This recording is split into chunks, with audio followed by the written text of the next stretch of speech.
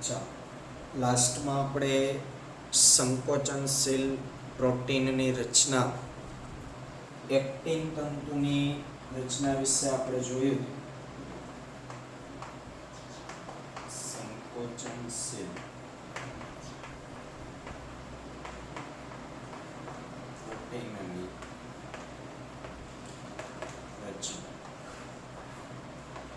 જેમાં આપણે એવું કીધેલું છે કે સંકોચનશીલ પ્રોટીન બે પ્રકારના છે સ્નાયુની અંદર. એક પ્રોટીનો એટલે એક એક્ટિન અને બીજા માયોસિન. જેની અંદર આપણે એક્ટિન તંતુની રચના વિશે ભણીએ તો એમાં આપણે એવું જોયું છે કે એક્ટિન પ્રોટીન ના જે બે સ્વરૂપો છે, જી એક્ટિન અને એફ એક્ટિન. તેમાં જી એક્ટિન છે એ સિંગલ ગ્લોબ્યુલર અણુ છે, ગોળાકાર અણુ. આવા ઘણા બધા જી એક્ટિન જ્યારે પોલિમરાઇઝેશનથી જોડાય છે ત્યારે તંતુરૂપ સ્વરૂપ છે ધારણ કરે છે, જેને એફ એક્ટિન તરીકે ઓળખવામાં આવે છે. ફિલામેન્ટ એટલે તંતુરૂપ. આ એફ એક્ટિન, એવા બે એફ એક્ટિન એકબીજા સાથે કુંતલાકાર રીતે વીંટળાય છે. ત્યાર પછી બીજા બે અન્ય પ્રોટીન ટ્રોપોમાયોસિન અને ટ્રોપોનિન. ટ્રોપોમાયોસિન છે એ દંડ આકારનો અણુ છે, એકલ અણુ. એવા ઘણા બધા ટ્રોપોમાયોસિન ભેગા મળી અને એક ટ્રોપોમાયોસિન તંતુ બનાવશે, જે એફ એક્ટિનની એકદમ નજીકથી પસાર થાય છે, એટલે કે એને એ વીંટળાય છે.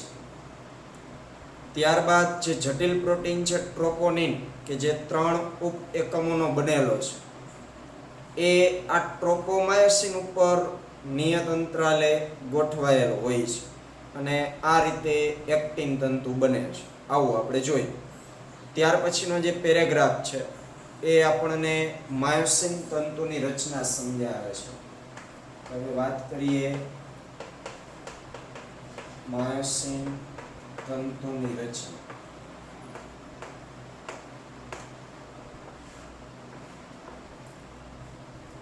તો અહીં દરેક માયોસિન તંતુક પણ બહુલીકૃત રચના છે. દરેક માયોસિન તંતુ પણ બહુલીકૃત રચના છે. એટલે કે જેમ એક્ટિન તંતુ પણ બહુલીકૃત છે, એ જ રીતે માયોસિન તંતુ પણ બહુલીકૃત રચના અથવા તો પ્રોટીન છે. હવે માયોસિન તંતુની અંદર એકલ પ્રોટીન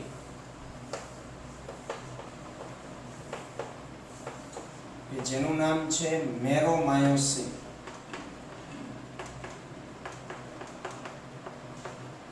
આ જે એકલ પ્રોટીનનો અણુ છે મેરોમાયોસિન, આકૃતિ 20.3b નંબર, એમાં બે મેરોમાયોસિન એકબીજા સાથે વીંટળાયેલા બતાવ્યા છે. સર્પ જેવી રચના તમને દેખાશે. તો એ મેરોમાયોસિનનો સિંગલ અણુ છે. આપણે દોરીએ.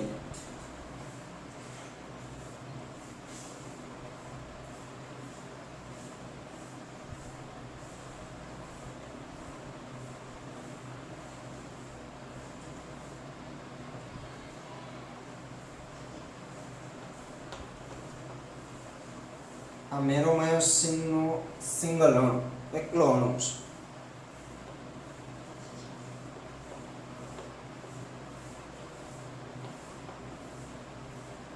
આવા ઘણા બધા મેરોમાયોસિન, ઘણા બધા મેરોમાયોસિન પોલિમરાઇઝ થઈને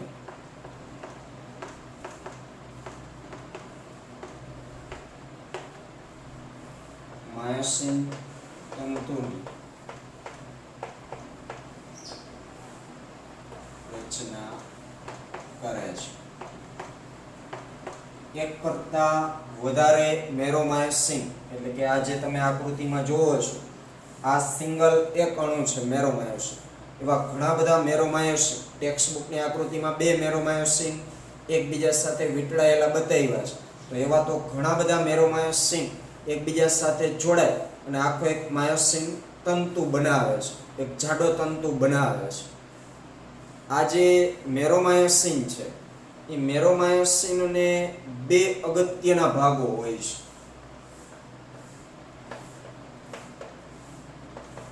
મેરોમાયોસિનના 2 ભાગો. મેરોમાયોસિનનો અણુ છે 2 ભાગ ધરાવે છે. એક ટૂંકા હસ્ત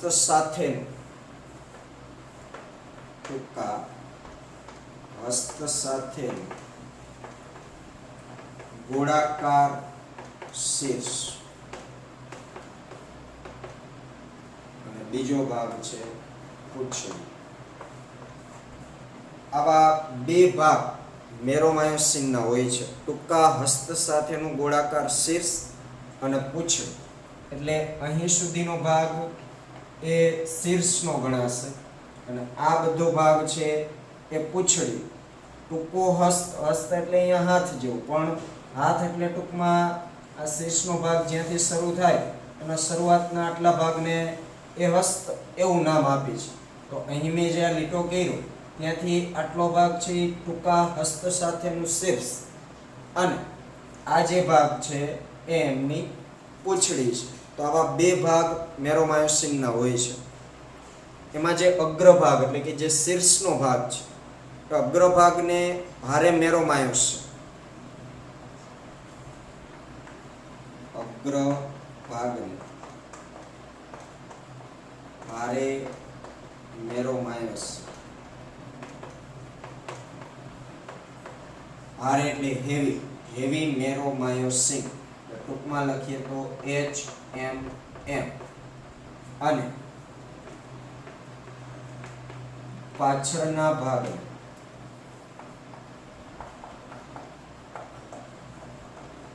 હલકો મેરોમાયોસિન, હલકું એટલે લાઇટ મેરોમાયોસિન એટલે LMM કહે છે. એટલે ટૂંકમાં શીર્ષનો ભાગ છે HMM અને પૂંછડીનો ભાગ છે એ LMM. કારણ કે એનો અગ્રભાગ છે એ ભારે મેરોમાયોસિનના અણુનો બનેલો હોય અને પાછળનો પશ્વ ભાગ છે એ હલકા મેરોમાયોસિનનો બનેલો હોય એટલે LMM. HMM ઘટક અર્થાત શીર્ષ અને ટૂંકી ભુજા જે એકબીજા સાથે એક નિયત અંતરે અને ખૂણે બહુલીકૃત માયોસિન તંતુ ઉપર બહારની તરફ ઉપસેલ હોય છે, જે ભુજાની ચોકડી તરીકે ઓળખાય છે. હવે આપણે જે ઓલી આકૃતિ દોરેલી તો એમાં આ રીતે આપણે આમ માયોસિન બતાવ્યું રેખાંકિત આકૃતિ, અમે કાંટો બરોબર. પણ આ માયોસિનની અંદર આવા ઘણા બધા મેરોમાયોસિનના અણુ ત્યાં ગોઠવાયેલા હોય આ રીતે.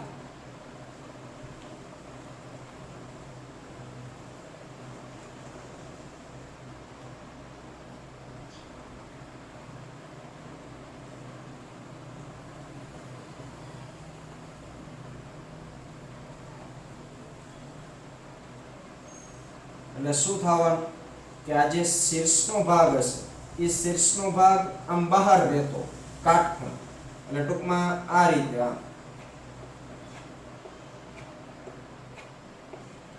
આમાં હું દોરું એટલે શું થવાનું, આ ભાગ ઘાટો થવાનો આવી રીતના આમ સીધો, અને શીર્ષનો ભાગ છે આમ બહાર નીકળવાનો છે. શીર્ષનો ભાગ બહાર નીકળે તો અહીં આમ એક કાટખૂણો બને હસ્ત સાથે એ શીર્ષનો, જે રીતે અહીંયા દોર્યું છે, જેને કહેવાય ભુજાની ચોકડી. એટલે આ જે ભાગ હશે બરોબર, અહીં બીજો મેરોમાયોસિનનો અણુ આમ બતાવું તો આ કહેવાય ભુજાની ચોકડી.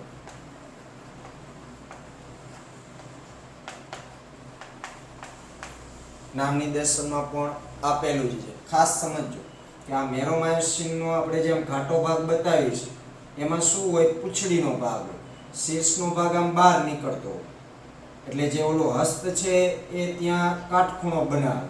આ રીતે જે મેં આમ લીટાથી તમને દોરીને બતાવ્યું એ રીતે. તો એ જે કાટખૂણો બને છે ત્યાં બે મેરોમાયોસિન એકબીજા સાથે વીંટળાયેલા હોય એટલે પરિણામે ત્યાં એક ચોકડી બને.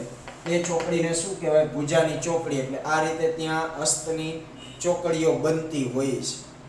રેડી? ગોળાકાર જે શીર્ષ છે એની અંદર બે સ્થાન આવેલા હોય છે. ગોળાકાર શીર્ષની અંદર બે સ્થાન જોવા મળે છે. બે સ્થાન જે આકૃતિમાં નામ નિર્દેશન કરેલું છે. એક તો ગોળાકાર શીર્ષ એ સક્રિય એટીપેજ ઉત્સેચક છે.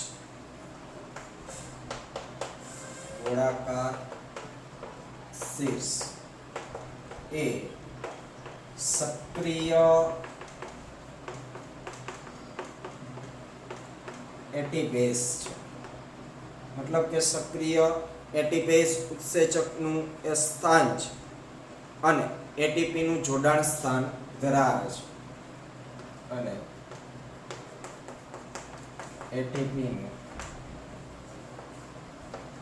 જોડાણ સ્થાન ધરાવે છે. તો તમે આકૃતિમાં જોઈ શકો છો કે આ જે ભાગ છે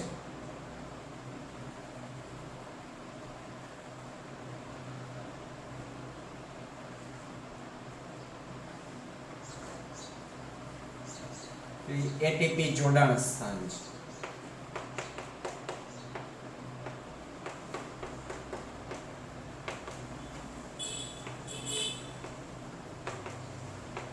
આ પૂંછડી છે. એ સિવાય શીર્ષમાં એક્ટિન માટેનું પણ સક્રિય સ્થાન હોય છે. એટલે કે એક્ટિન જોડાણ સ્થાન પણ ધરાવે છે. તો અહીં તમને આકૃતિમાં એક્ટિન જોડાણ સ્થાન પણ બતાવ્યું છે.